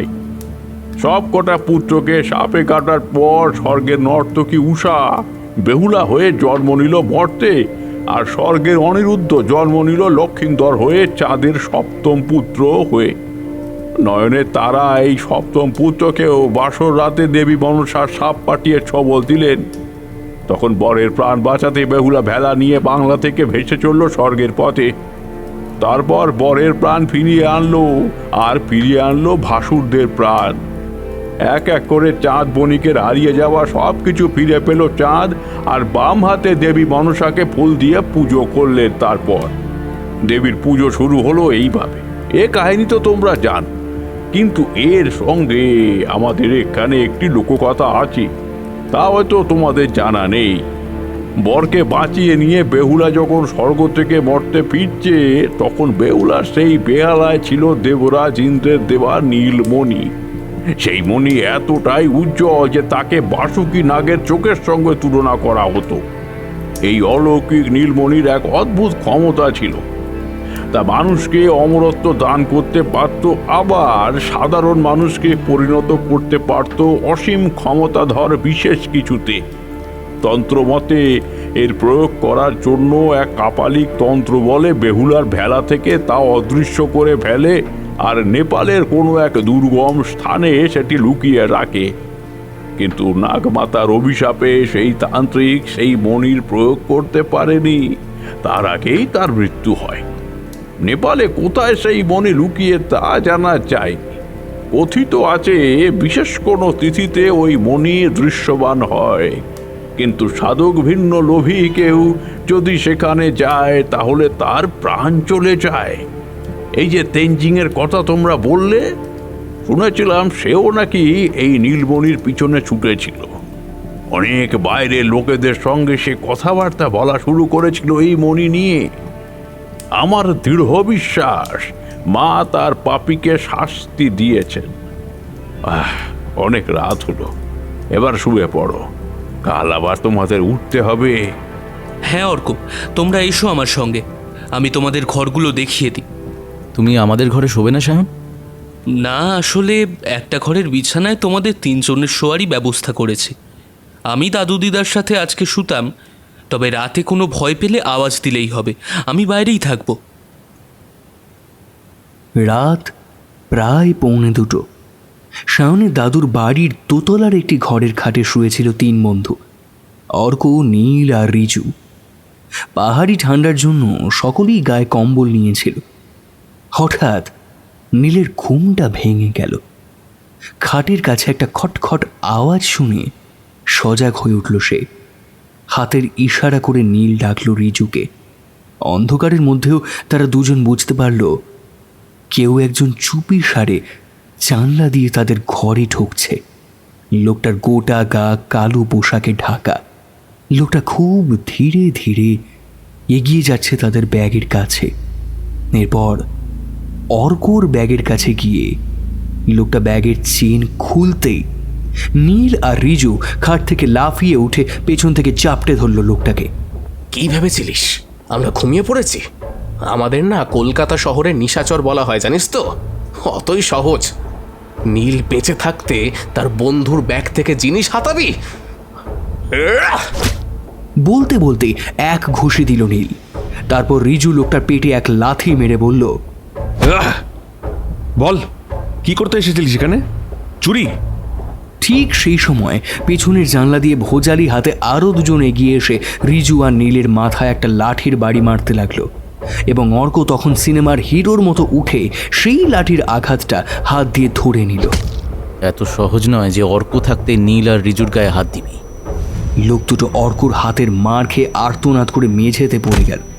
অন্ধকারে ঘরের মধ্যে তখন সেই ঢেসুম ঢেসুম আওয়াজ। ঠিক তখনই সায়ন দরজা খুলে ভেতরে এসে ঘরের আলো জ্বালালো। কারা এরা? আমাদের বাড়িতে তো চোর আসে না। দাদু, দাদু! পকেট থেকে মোবাইল ফোনটা বার করে সায়ন পুলিশকে ফোন লাগালো। অন্যদিকে চিৎকার চেঁচামেচির শব্দে সায়নের দাদু ঘুম ভেঙে উপরে উঠে এলেন। ঘরের দৃশ্য দেখে তিনি একেবারে অবাক। বললেন, এইসব আমি কি দেখছি? তুমি হরু কারা? তারপর মুখোশ পরা মোটা লোকটাকে দেখে তার ভীষণ চেনা বলে মনে হলো। সায়নের দাদু লোকটার দিকে এগিয়ে গিয়ে বললেন, তেনজিং, তুই এখনো বেঁচে আছিস? আমরা তো সোচেছিলাম তুই মারা গেছিস। দাদুর কথা শুনে সায়ন লোকটার মুখ থেকে মুখোশটা খুলে দিল। এবার অবাক হওয়ার পালা অর্কদের। এই মোটা লোকটাই সেই লোকটা যে বিমানবন্দর থেকে এতটা রাস্তা তাদের পিছন পিছন এসেছে। সায়ন শুদ্ধ অবাক হয়ে বলল, আপনাকে আজ সকালে বিমানবন্দরে দেখেছিলাম না? আপনি তো আমাদের সঙ্গেই ফ্লাইটে এলেন। আপনি তেনজিং? হ্যাঁ, টিমি হরু তো তোকে কোনোদিনও দেখেনি, তাই চেনো না। এই সেই তেনজিং। ততক্ষণে স্থানীয় পুলিশরা এসে তেনজিং সহ তার আরও দুজন সাগরেদকে ধরে নিয়ে গেল। তেনজিংকে বহুবার জিজ্ঞেস করবার পরেও সে আর কারোর নাম করল না। সে শুধু জানালো অর্কর জেঠু অবিনাশের থেকে নীলমণির হদিশ পেয়ে লোভে পড়ে সে অর্কর পিছু নিয়েছিল আর নিজের মৃত্যুর মিথ্যা খবর রটিয়েছিল। যাতে নিজের কাজটা সে সহজভাবে করে দেশের বাইরে পালিয়ে যেতে পারে। তেনজিংয়ের কাছ থেকে আরও কয়েকটা মিথ্যে পরিচয়পত্র বের হলো, যে পরিচয়পত্রগুলো দিয়ে সে বিভিন্ন দেশে অবাধে ঘোরাফেরা করত। পুলিশ অফিসার অর্কদের ধন্যবাদ দিলেন। এটা আমাদের কর্তব্য। শুধু দেখবেন এই লোকটা যেন আর কারোর ক্ষতি না করতে পারে। শুধু এর জন্যই 2টো জীবন চলে গেছে। এবং অফিসারের নাম্বারটাও চেয়ে নিল যাতে পরে সুবিধা হয়।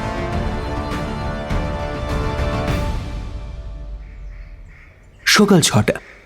নীল চোখ খুলতেই দেখল ঘরের জানলা দিয়ে হিমালয়ের ঝকঝকে রোদ্দুর এসে পড়ছে। বিছানার একপাশে রিজু তখনও নাক ডাকিয়ে ঘুমোচ্ছে, আর ঘরের সোফায় কুঁকড়ে শুয়ে আছে সায়ন। কিন্তু খাটের উপর অর্কর জায়গাটা শূন্য। নীল ধমক দিয়ে রিজুকে তুলল, কিন্তু অর্কর খোঁজ মিলল না কিছুতেই। বারান্দায় দাঁড়িয়ে নিচে তাকাতেই নীলের চোখে পড়ল কুল বাহাদুরের ঘরের খোলা দরজার দিকে। একটু এগিয়ে গিয়ে দেখল ভেতরে আবছা অন্ধকারে অর্ক ঝুঁকে পড়েছে এক পুরনো মানচিত্রের ওপর, হাতে জেঠোর সেই রহস্যময় ডায়েরি। অর্কর তন্ময়তা দেখে নীল আর বিরক্ত করল না, ফিরে এলো বিছানায়। তাহলে কি অর্ক মারফা যাওয়ার জায়গাটা ভালো করে দেখে নিচ্ছে? তাই হবে হয়তো। আমিও বরং আর আধ ঘন্টা একটু ঘুমিয়ে নিই। নীল উপরে গিয়ে আবার শুয়ে পড়ল। 1 ঘন্টা পর অর্কর হাঁক ডাকে সবার ঘুম ভাঙল। লজের তারা আর দিদার বানানো গরম নাস্তা সেরে ঠিক 8টার সময় ওরা বেরিয়ে পড়ল মারফার উদ্দেশ্যে। 8:30টার মধ্যেই ওরা পৌঁছে গেল মারফার বুক করা লজে। ছোট্ট কাঠের তৈরি ঘর, ঘরের ভেতর পুরনো কাঠের আসবাব আর পাহাড়ি ধূপের এক ম্লান সুবাস। নীল বিছানায় শরীর এলিয়ে দিতেই অর্ক নিজের ব্যাগের গোপন চেন থেকে ডায়েরিটা বের করে আনলো। ডায়েরির পাতায় আঁকা সেই সাংকেতিক চিহ্নগুলো আর মারফার চারপাশটা সে এক অদ্ভুত মনোযোগে মেলাতে শুরু করলো। রিজু পাশ থেকে জিজ্ঞেস করলো, সকালবেলায় সায়নের দাদুর সঙ্গে ঠিক কী কথা হচ্ছিল তোর? আর ওই ম্যাপটা তো মনে হয় শুধু মারফার নয়। অর্ক গম্ভীর মুখে ডায়েরিটা টেবিলের উপর রাখল, বলল, দেখ, জায়গাটা যে মারফা সেটা নিশ্চিত, কিন্তু এই ডায়েরিতে জলের কাছাকাছি একটা গুহার উল্লেখ আছে, আর যার চারপাশে নাগের চিহ্ন। আমি সেটা মেলানোর চেষ্টা করছিলাম। গুহার কথা বলছো? হ্যাঁ, মারফার ঠিক ওপরেই একটা খাড়া ঢালের নিচে সর্পকুটির নামে একটা জায়গা আছে, তবে ওদিকে মানুষজন বিশেষ যায় না। ওটা একটা প্রাকৃতিক গুহা, যার ঠিক নিচ দিয়েই পাহাড়ি নদীটা তীব্র গতিতে বয়ে চলেছে। খাড়া ঢাল, পিচ্ছিল পাথর, কত যে মানুষ গুহায় উঠতে গিয়ে খাদ গড়িয়ে নদীতে পড়ে প্রাণ হারিয়েছে তারই অত্যা নেই। নীল আর রিজু একে অপরের দিকে তাকালো। সায়নের বর্ণনা যেন ডায়েরির ওই কবিতাটার সাথে হুবহু মিলে যাচ্ছে। চলো, আমরা সেখানেই যাব। কিন্তু এই ডায়েরিটা? সায়ন সতর্ক করল। অর্ক ডায়েরিটা জ্যাকেটের ভেতরে ভালো করে গুঁজে নিল। তার চোখে এখন উত্তেজনার চেয়েও বেশি এক অদ্ভুত জেদ। অর্ক বলল, এটা ছাড়া ওই গুহার গোলকধাঁধা ভেদ করা অসম্ভব। চলো সবাই।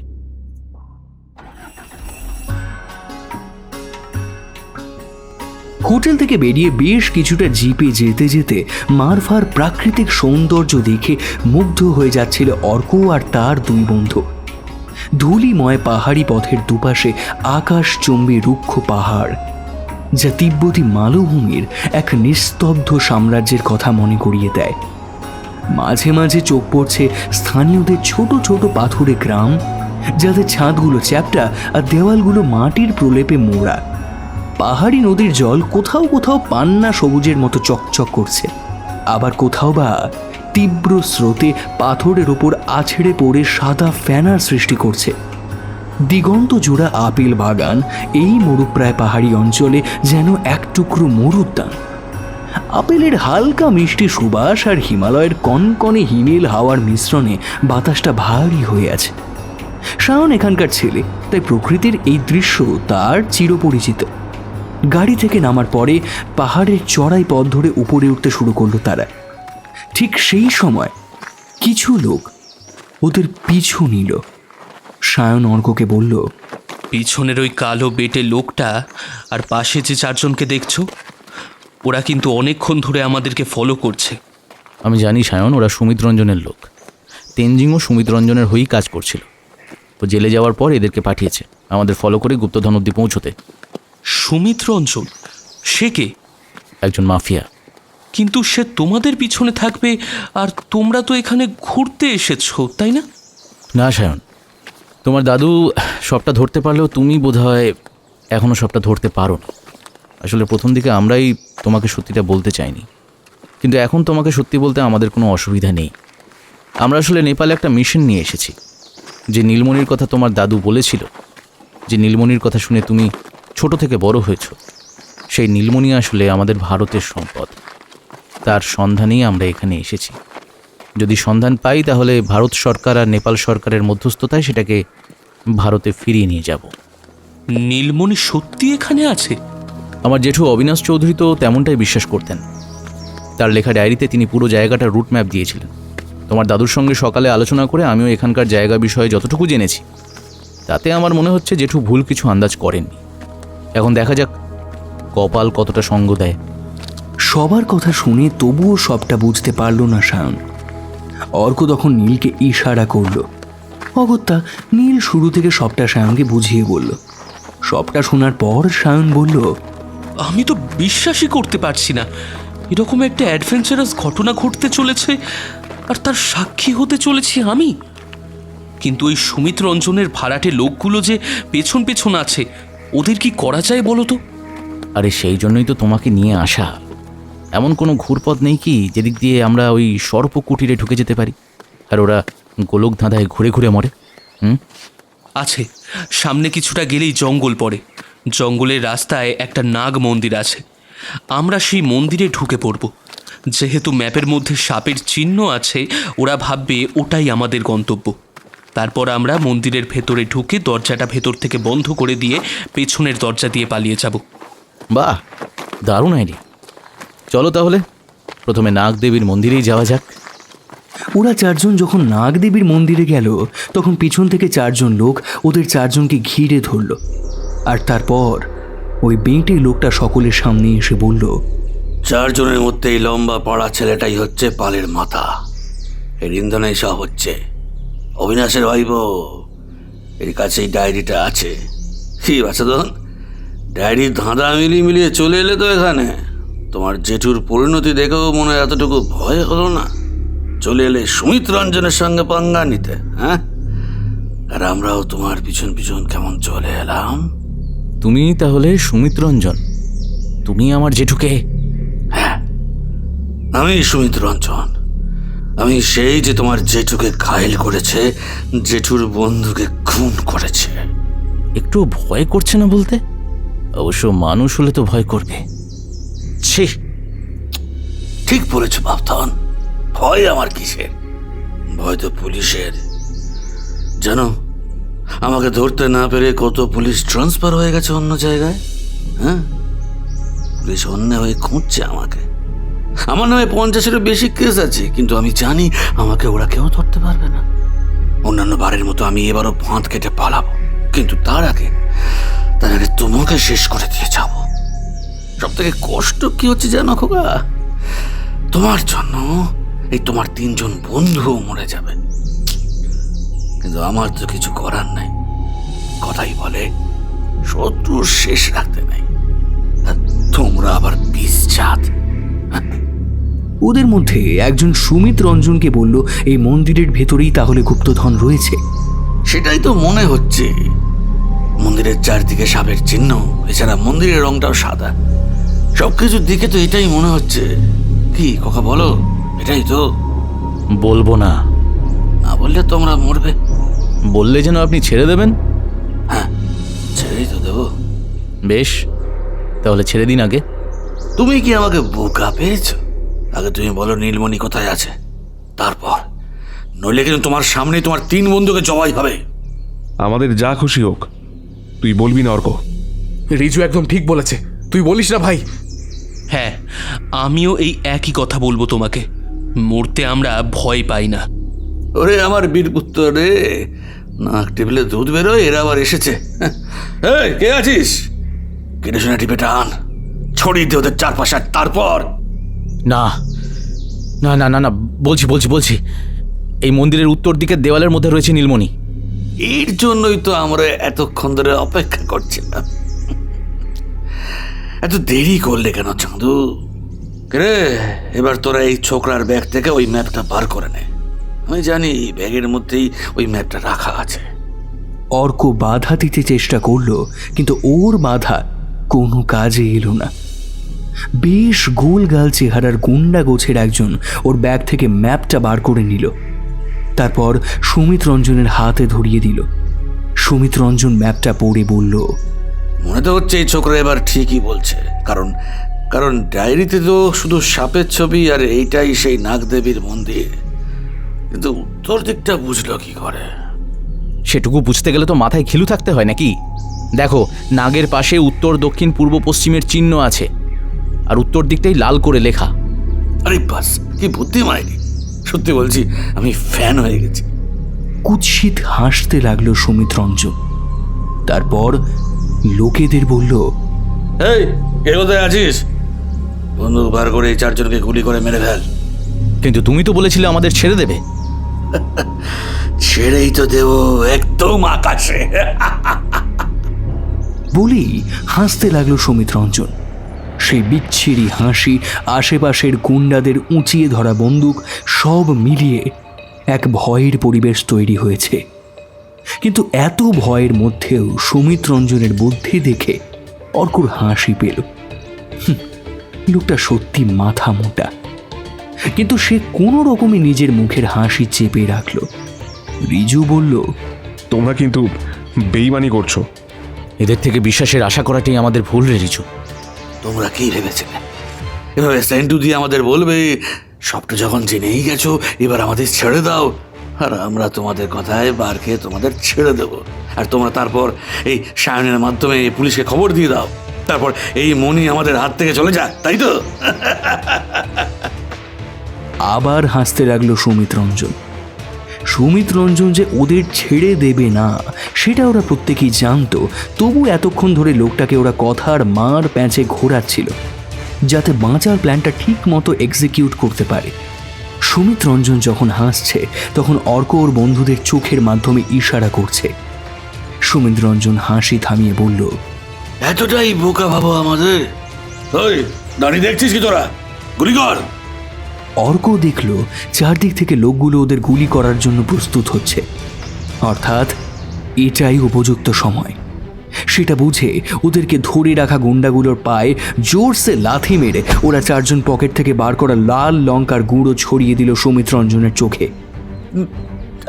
এটা কি চোখ চলে যাচ্ছে কেন? কি এটা? আরে আরে ধরো দেয়। কিন্তু যতক্ষণে গুন্ডারা ওদের ধরবে ততক্ষণে ওরা চারজন মন্দিরের মধ্যে গিয়ে ঢুকলো। মন্দিরে ঢোকার আগে সায়ন ছোঁ মেরে চিলের মতো ওই ডায়েরিটা সুমিত রঞ্জনের হাত থেকে কেড়ে নিল। তারপর মন্দিরের দরজা বন্ধ করে দিয়ে সায়নের পরিকল্পনা মতো মন্দিরের ভেতরের গেট দিয়ে বেরিয়ে গেল। তারপর ওরা ধরল মারফার সেই সর্পকুটিরের পথ। পথে যেতে যেতে অর্ক বলল, আচ্ছা, ওরা এখন কি করছে? কি মনে হয় রিজু? ওদের ঘটে বুদ্ধি থাকলে সাদা গ্রামটা যে মারফা বুঝতে পারতো। আমার মনে হয় মন্দিরের বাইরেই দাঁড়িয়ে আছে এখনো হাদার মতো। আমার তো মনে হয় না রে, আমার মনে হচ্ছে ওরা মন্দিরের ভিতরে ঢুকে পড়েছে এতক্ষণে, আর সব জায়গায় তন্ন তন্ন করে খুঁজে চলেছে আমাদের। খুব সম্ভব, কারণ মন্দিরের ভেতরের দরজাটা সবাই জানে না। আমি খুব ছোটতে বাবার সঙ্গে এসেছিলাম বলে জানা ছিল। ওরা বাইরে থেকেই মন্দিরের গেটটা খোলার চেষ্টা করবে, আর ততক্ষণে পুলিশ ওদের কাছে পৌঁছে যাবে। আমি পুলিশকে অলরেডি মেসেজ করে দিয়েছি। সায়ন, তুমি একটা দারুণ কাজ করেছো। তাহলে হিসাব অনুযায়ী গত রাতে 3 জন আর আজকে 4 জন, মানে টোটাল 7 জন ধরা পড়ল। আচ্ছা নীল, তোকে জল আনতে বলেছিলাম, এনেছিলিস? হ্যাঁ রে, 4টে বোতল এনেছি, দাঁড়া দিচ্ছি। জলটা দিতে দিতে নীল লক্ষ্য করল রিজু কিছু একটা ভাবছে। কিরে, কি ভাবছিস? না, ভাবছিলাম ওই বেঁটে মোটা লোকটাই সুমিত রঞ্জন। ও এই সমস্ত কিছুর মাথা। চোখের মধ্যে শয়তানি থাকলেও লোকটাকে এতটা চালাক কিন্তু মনে হয় না। অবশ্য ধূর্ত সেটা বোঝা যায়। আচ্ছা, সত্যি এত সহজে কি লোকটাকে পুলিশে ধরতে পারবে? ছাড় তো ভাই, আমরা এখন অ্যাডভেঞ্চারে যাচ্ছি। এখন ওই সুমিত রঞ্জনের নাম আর নিস না, বাদ দে। বেশ কিছুক্ষণ পর ওরা চারজনে মিলে পৌঁছে গেল সর্বকুটিরে। সেখানে গিয়ে অর্ক পকেট থেকে ডায়েরিটা বের করতেই নীল ওর হাত থেকে ছোঁ মেরে সেটা নিয়ে নিল। দেখ, ম্যাপ অনুযায়ী সব নকশা কিন্তু মিলে গেছে। গুহার মুখে লতার চিহ্ন, পাশে জলাশয়, সবটা। নে, এবার ভেতরে যাওয়া যাক। হ্যাঁ চলো, কিন্তু আমার মনে হয় তোমরা তিনজনে ভেতরে ঢুকে পড়ো, আমি বাইরে থাকি। হেমা, কেন সায়ন, তুমি আমাদের সঙ্গে ভেতরে যাবে না? তোমার কি ভিতরটা দেখার ইচ্ছে নেই? নীলমণির উদ্ধার অভিযানে তুমি আমাদের পাশে থাকলে, আর এখন এখান থেকে চলে যাবে? আসলে আমার ভয় করছে। পুলিশ কাকা আমাকে মেসেজ করেছেন ওখানে সুমিত রঞ্জনকে ধরা যায়নি, বাকি চারজন ধরা পড়েছে। আমার ভয় লাগছে ও যদি সত্যি সত্যি আমাদেরকে ফলো করে থাকে তাহলে সবার একসঙ্গে গুহায় ঢোকাটা উচিত হবে না। অন্ততপক্ষে লোকটা এলে বাইরে যে থাকবে সে সচেতন করতে পারবে।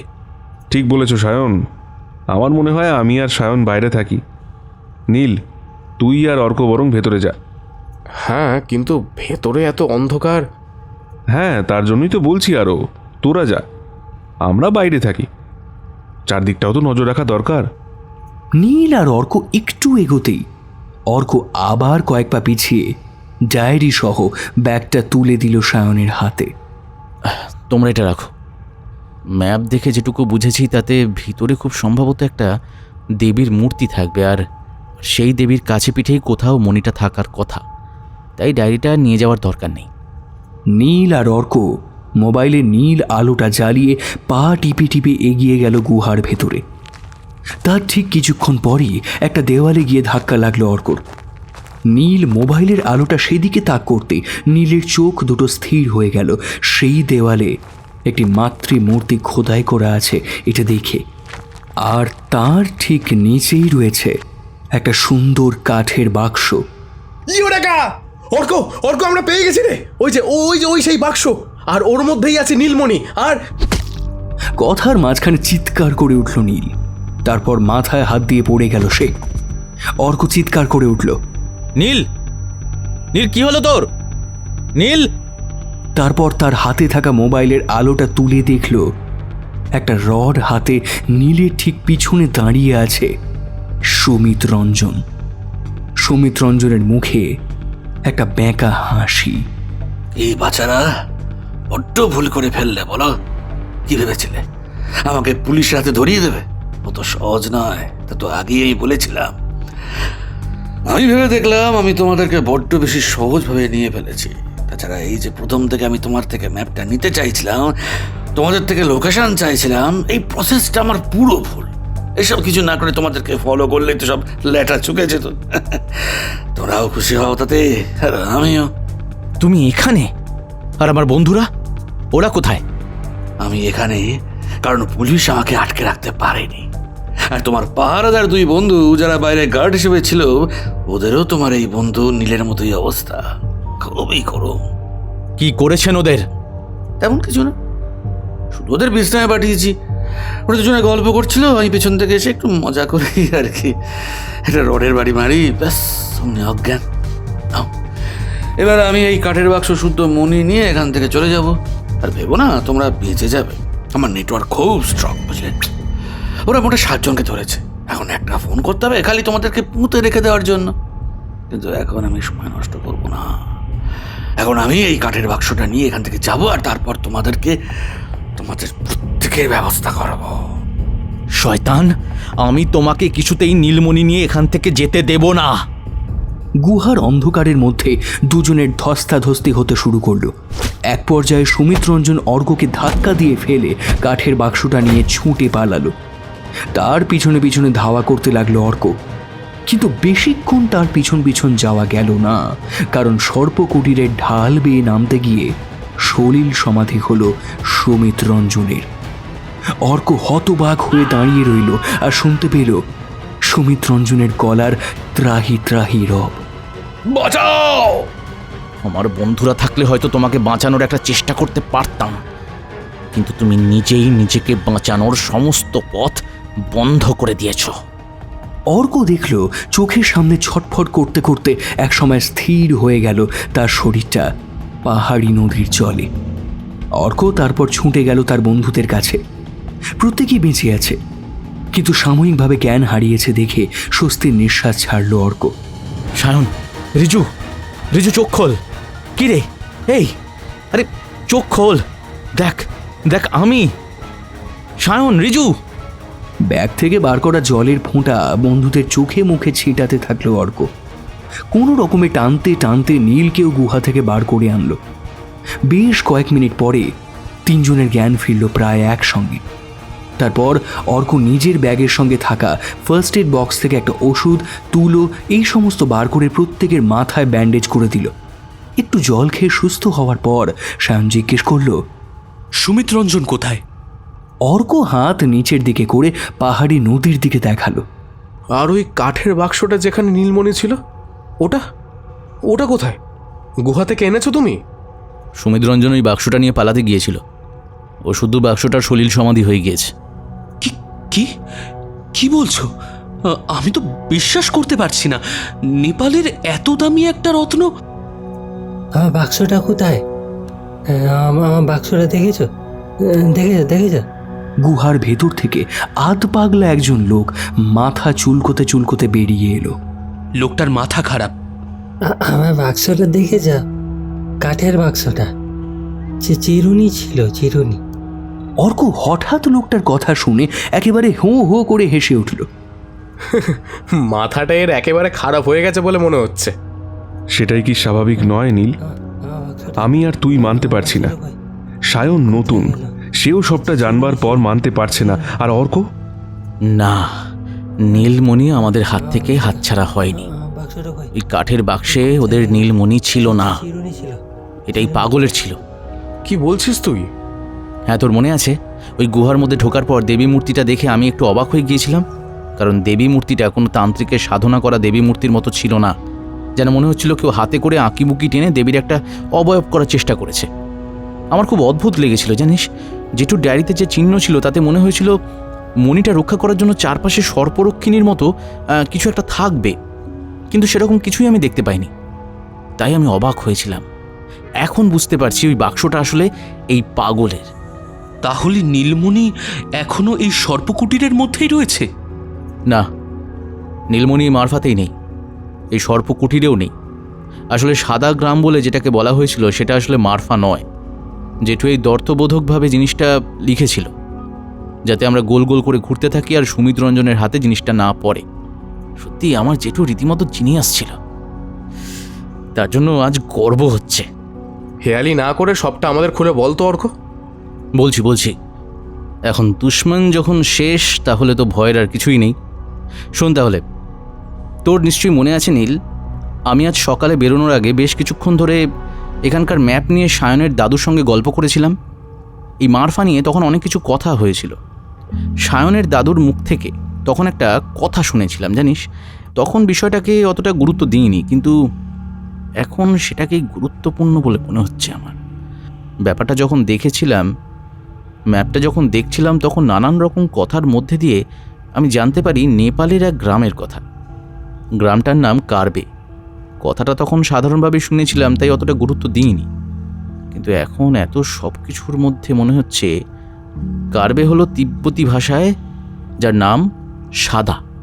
হ্যাঁ তাই তো, আর ওখানে সাদা আপেলের উপত্যকাও রয়েছে। তুমি ঠিক বলছো সায়ন। হ্যাঁ অর্ক, তোমার কথা শুনে আমারও মনে পড়ল। জমসম থেকে আপার মুস্তাং যাওয়ার পথে কাগমেনি হয়ে একটু এগোলেই একটা উপত্যকা পড়ে, আর তাকে সাদা আপেলের উপত্যকা বলে। সবচেয়ে আশ্চর্যজনক ব্যাপার হলো সেখানে সাধারণ মানুষ কেউ যায় না, আর যারা যায় তারা নিখোঁজ হয়ে যায়। তার মানে আমার জেঠুর ডায়েরিতেই কার্বের কথাই বলেছিল, কিন্তু এমনভাবে লিখেছিল যাতে সবাই মারফাকে ভেবে সেখানে আটকে যায়। গেলে আজকেই যেতে হবে অর্ক, কারণ ওখানে একটা নাগ গুম্ফা রয়েছে। নাগ পূজার দিন একটা বিশেষ সময় সেই গুম্ফার দরজা খুলে যায়, আর সেই সময়টা কখন আমরা কেউ জানি না। এই সময়ের খোঁজ করতে গিয়ে কত মানুষ সেখানে গিয়েছিল, তারা আর ফিরে আসেনি।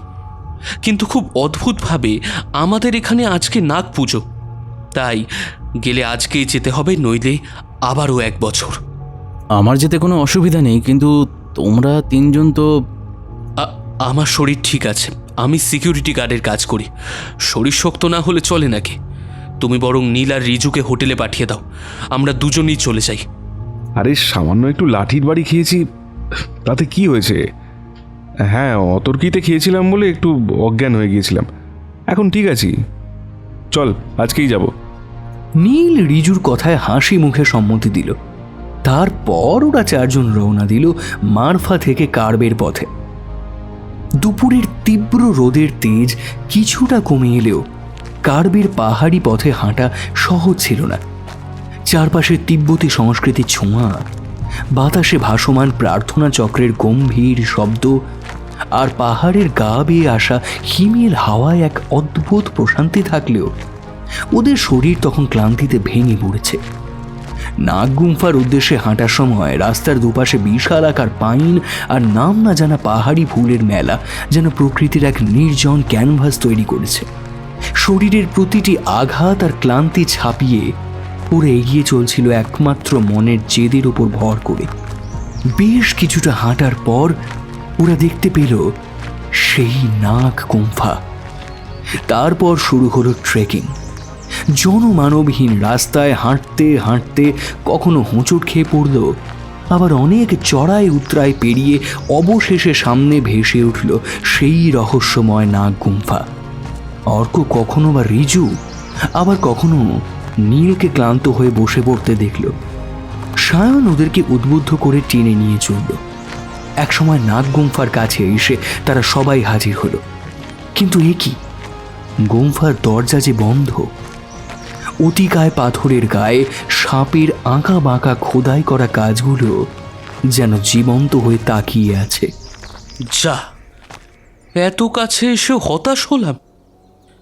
শুনেছি এর ভেতরে অনেক সাপ রয়েছে, যারা এর আশেপাশে আসে তাদেরকে পরে মৃত অবস্থায় পাওয়া যায়, আর তাদের গোটা শরীর নীল হয়ে যায়।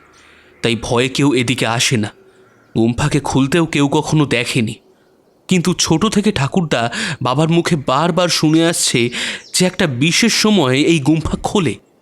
বলতে বলতেই একটা পাথরের উপর ধপ করে বসে পড়ল সায়ন। এত দূরে এসে এভাবে খালি হাতে ফিরে যাব? নীলমণি নিয়ে যেতে না পারি, চোখের দেখাটাও হবে না। এই নীলমণি নিবি না? এটা তো ভারতের। না রে ভাই, সবার আগেই রত্ন দেবীর। দেবী যদি চান এই নাগ গুম্ফার মধ্যেই রত্ন থাকুক, তাহলে তাই থাকবে। আমরা কে? দেবীর ইচ্ছাতেই সব। কিন্তু অন্ততপক্ষে যদি দেখতে পারতাম সেই অলৌকিক রত্ন, তবুও মনে হতো বেহুলা সেই যাত্রাপথে শরিক হতে পেরেছি। না, ভাগ্য সহায় না হলে আর কি করা যাবে বল। আমরা বরং এখান থেকেই দেবীর উদ্দেশ্যে প্রণাম করে ফিরে যাই। চল। বেশ, তুই বরং মন্ত্রটা বল, আমি তো জানি না। অস্তিকস্য মুনের মাতা ভগিনী বাসুকেস্তথা জরৎকারু মুনে পত্নী মনসা দেবী নমস্তুতে বৈষ্ণবী নাগভোগিনী শৈবী নাগেশ্বরী তথা জরৎকারু প্রিয়া দেবী মা মনসা নমস্তুতে। অর্কর বলা মন্ত্র বাকি 3 জন হাত জোড় করে দাঁড়িয়ে দাঁড়িয়ে বলতে শুরু করল। মন্ত্র পাঠ করতে করতে অর্কর চোখ দিয়ে বেরিয়ে এলো 2 ফোঁটা জল। অর্ক তাকিয়ে দেখল তার বন্ধুদের চোখও ছলছল করছে। তাদের চোখের এই জল নীলমণি না পাওয়ার জন্য নয়, দেবীর মাহাত্ম্য গাইতে গাইতে ভক্তির চিহ্ন স্বরূপ। কি অদ্ভুতভাবে তুমি মন্ত্র পাঠ করো, বাপরে বাপ, শুনলেই তো শিহরণ জাগে। দেবীর মাহাত্ম্য এমনই যে দেবীর কথা শুনলেই এমন শিহরণ হয়। চলো এবার ফেরা যাক। তারপর প্রণাম করে ওরা যখন পিছনে ফিরবে, ঠিক সেই সময় নীল অর্ককে বলল, ভাই, আকাশের দিকে একবার তাকা। সত্যি তো, আকাশের রং এমন অদ্ভুত কেন লাগছে অর্ক? কেন, তোরা পাহাড়ে সূর্যাস্ত দেখিসনি?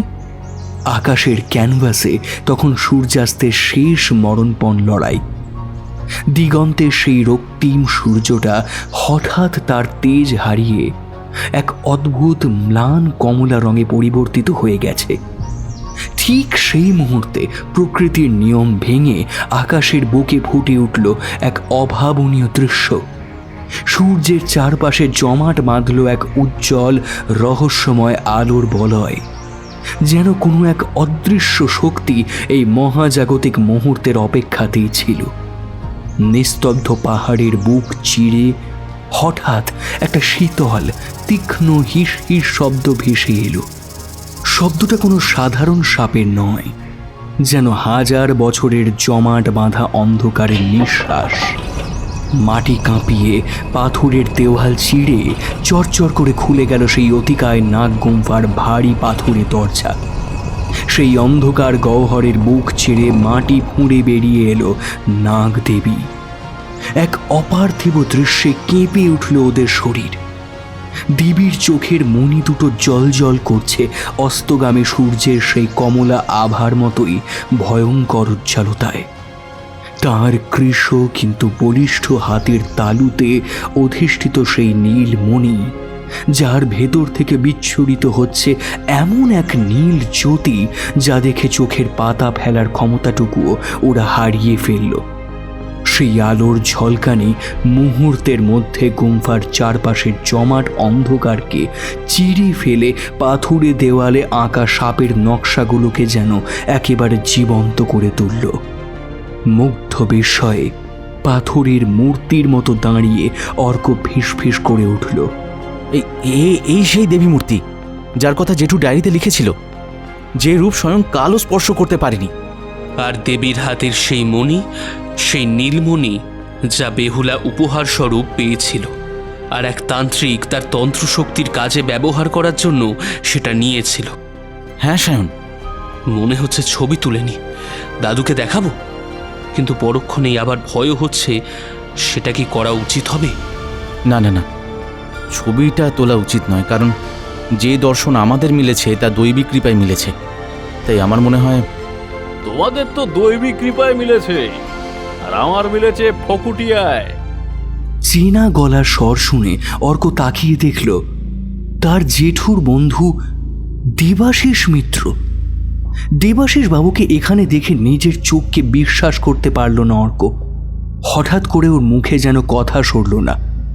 দেবাশিস বাবু হাসতে হাসতে বললেন,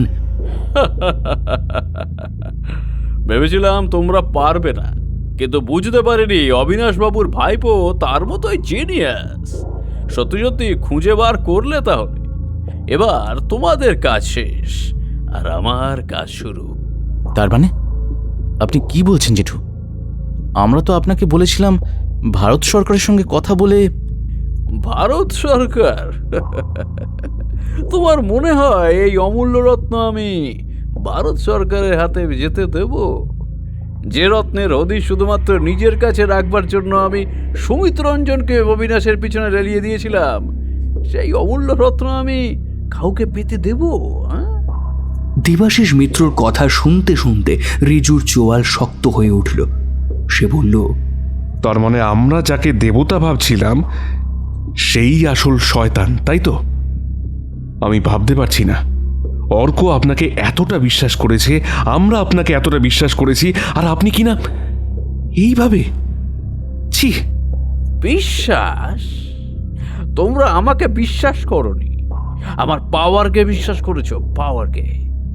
এই পৃথিবীতে লোকে শুধু পাওয়ারকে বিশ্বাস করে, আর কাউকে নয়। আরও একটা জিনিসে বিশ্বাস করি মিস্টার মিত্র, ভগবানকে, দেবীত্বের শক্তিকে, আর বিশ্বাস করি দেশকে, যে দেশের জন্য আর্মিরা লড়াই করে। আপনার মতো বিশ্বাসঘাতকতা করি না। অনেক কথা বলে ফেলেছো, এবার তোমরা থামো তো, সরে যাও, আমি মনিটা নেব। প্রাণ থাকতে আমরা আপনাকে মণিটা দেব না। তাহলে তোমরা সবাই মরবে? পকেট থেকে রিভলভার বার করে শূন্যে ফায়ার করতে শুরু করলো দেবাশিস। ওরা চারজন ছত্রভঙ্গ হয়ে সরে গেল। সেই সুযোগে দেবাশিস ঢুকে গেল নাগ গুম্ফার মধ্যে। নীলমণির দিকে তাকিয়ে ওর চোখ দুটো জল জল করে উঠল লোভে। অর্ক এতক্ষণ যেন কাঠের পুতুলের মতো দাঁড়িয়েছিল। হঠাৎ তার মুখে কথা এলো, ভুলেও এই কাজ করবেন না। লোভের বশে ওই মণিতে হাত দিলে কিন্তু আপনার সর্বনাশ হবে। রাখো তোমার সর্বনাশ। দেবাশিসবাবু মত্তের মতো ঢুকে গেলেন গুম্ফার ভেতরে। গুম্ফার ভেতরের পরিবেশ বাইরের চেয়েও সম্পূর্ণ আলাদা। এক প্রাচীন শ্বাসরোধকারী নিস্তব্ধতা। ছাদের খাঁজ থেকে ঝুলে থাকা পাথরগুলো যেন কোনো দৈত্যের দাঁত, আর দেওয়ালের গায়ে 1000 বছরের পুরনো শ্যাওলা আর সাপের খোলসের অদ্ভুত গন্ধ। গুম্ফার কেন্দ্রস্থলে এক বিশাল পাথুরে বেদির ওপর রাখা ছিল সেই নীলমণি। মণিটি কোনো সাধারণ পাথর নয়, যেন জমাট বাঁধা এক টুকরো নীল আকাশ, যার ভেতর থেকে ঠিকরে বেরোচ্ছে এক অদ্ভুত ছায়াময় আলো। সেই আলোর বিচ্ছুরণে গুম্ফার চারপাশের পাথুরে দেওয়ালগুলোতে নাগের অসংখ্য অবয়ব জীবন্ত হয়ে নেচে উঠছে। দেবাশিসবাবুর চোখের মণিতে তখন লোভের দাউ দাউ আগুন। তিনি প্রায় ঝাঁপিয়ে পড়লেন মণিটির উপর, কিন্তু হাত বাড়াতেই ঘটল অঘটন।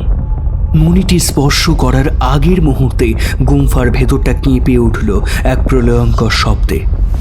শান্ত নীলাভ আলো মুহূর্তের মধ্যে রক্তবর্ণ ধারণ করল, যেন পাথরটা রক্তক্ষরণ শুরু করেছে।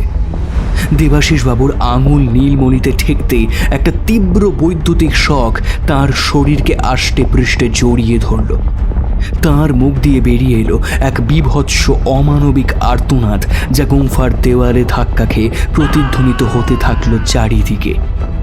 ওরা বাইরে থেকে দেখল দেবাশিসবাবুর শরীরের হাড়গুলো যেন কোনো অদৃশ্য শক্তিতে ভেঙে চুরমার হয়ে যাচ্ছে। চামড়া কুঁচকে গিয়ে খসখসে হয়ে উঠছে, মেরুদণ্ড বেঁকে গিয়ে দীর্ঘতর হচ্ছে। মানুষরূপী সেই লোভী শয়তানটি চোখের পলকে রূপান্তরিত হলো এক বিশাল কুচকুচে কালো বিষধর সাপে। সেই সাপের চোখের মণিগুলো ছিল হুবহু দেবাশিসবাবুর মতোই, যা একই সাথে ক্রোধে, হতাশায়, লোভে আর যন্ত্রণায় স্থির হয়েছিল। পর মুহূর্তে গুম্ফার সেই পাথুরে দরজাটা প্রচণ্ড শব্দে বন্ধ হয়ে গেল।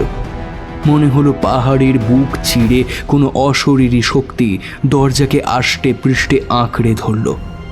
চারপাশ আবার শান্ত, কোথাও কোনো সারা শব্দ নেই।